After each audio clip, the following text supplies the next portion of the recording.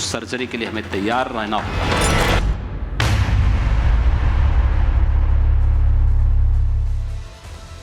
संभल सनातन आस्था का बड़ा केंद्र रहा है, लेकिन यहां पर हुए दंगों के काले इतिहास ने इस पूरे इलाके का ऐसा लगा कि इस्लामीकरण कर दिया।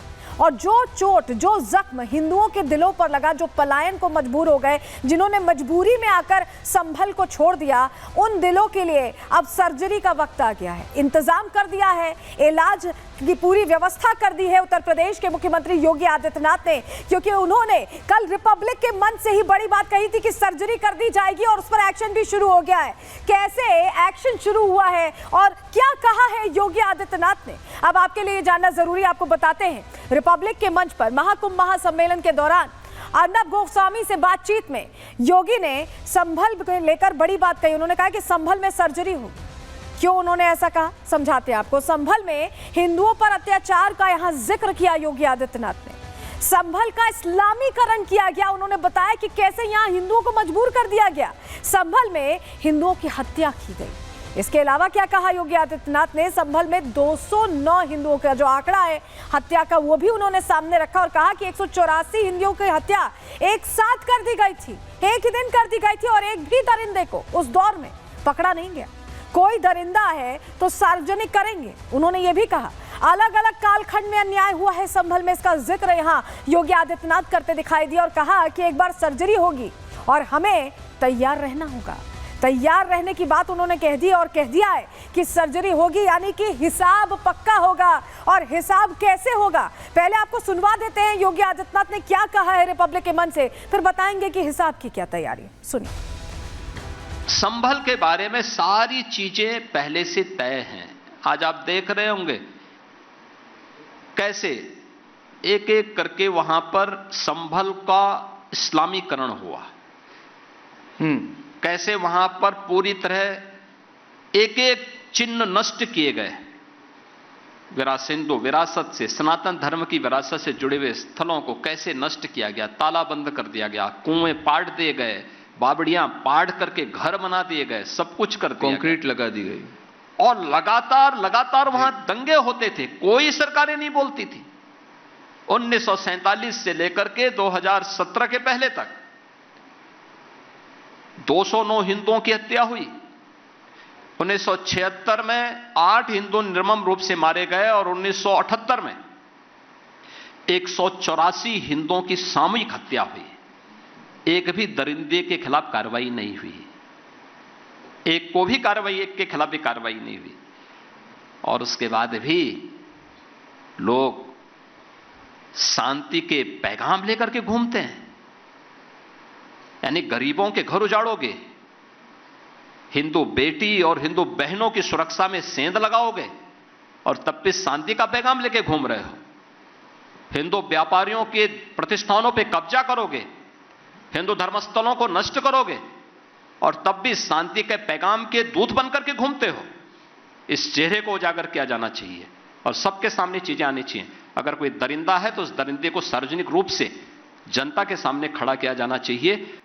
एक अनुमति दें। हाँ। ये कहते हैं पुराने विवाद हैं, पुराने विवादों पर ताला लगा दो। इनका कहना है कि वे पुराने विवाद हैं।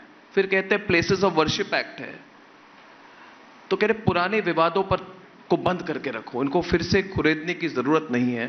तो उनको आप क्या कहेंगे योगी जी? देखिए, पुराना जख्म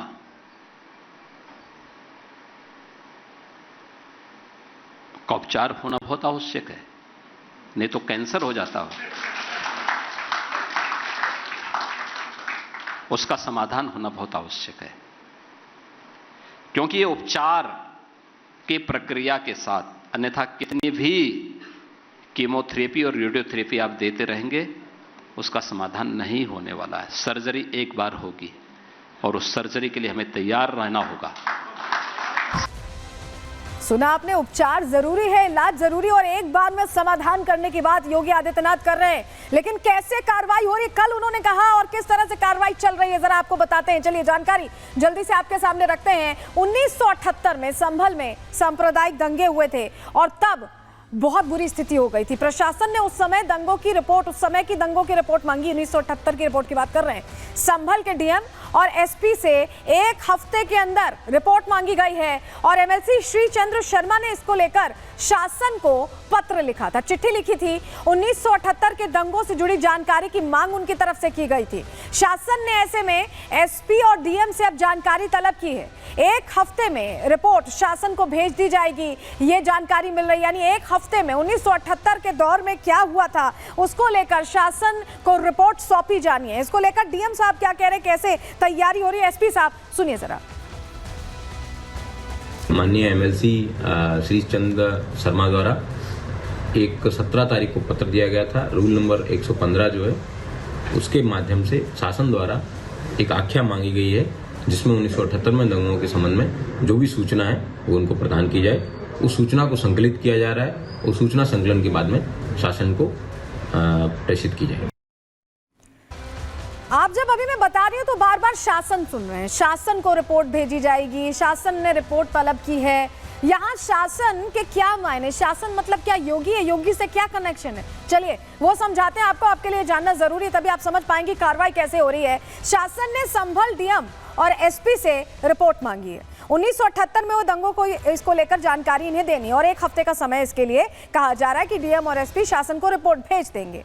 लेकिन शासन क्या है, उत्तर प्रदेश शासन गृह विभाग के अंडर आता है, होम मिनिस्ट्री के अंदर आता है। और यूपी का गृह विभाग किसके पास है, उत्तर प्रदेश के मुख्यमंत्री योगी आदित्यनाथ के पास है। यानी रिपोर्ट मिलने के बाद सीएम बड़ा फैसला ले सकते हैं। सीएम योगी ने कहा कि संभल की सर्जरी जरूरी है और जब उन्होंने कह दिया है कि सर्जरी जरूरी है और शासन से रिपोर्ट मंगा ली गई है तो रिपोर्ट आएगी और उसके बाद बड़ा फैसला लिया जा सकता है। लेकिन ऐसा नहीं कि पहली बार ही उन्होंने इसको लेकर गंभीरता जाहिर की, इससे पहले भी वो चिंता व्यक्त कर चुके हैं। विधानसभा के अंदर संभल का जिक्र जब उन्होंने किया था तो कैसे उन्होंने कहा था, कैसे मजबूती के साथ संभल को लेकर पक्ष रखा था, वो भी आपको सुना रहे हैं।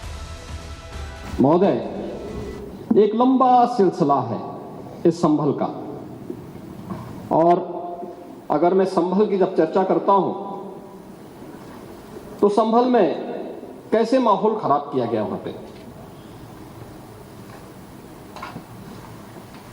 ये संभल में दंगों का जो इतिहास है 1947 से ही प्रारंभ होता है। 1947 में एक मौत होती है, 1948 में 6 लोग मारे जाते हैं, 1958 में भी दंगा होता है, 1962 में भी दंगा होता है, 1976 में भी 5 लोगों की मौत वहां पर हुई थी और 1978 में 184 हिंदुओं को सामूहिक रूप से जला दिया गया था।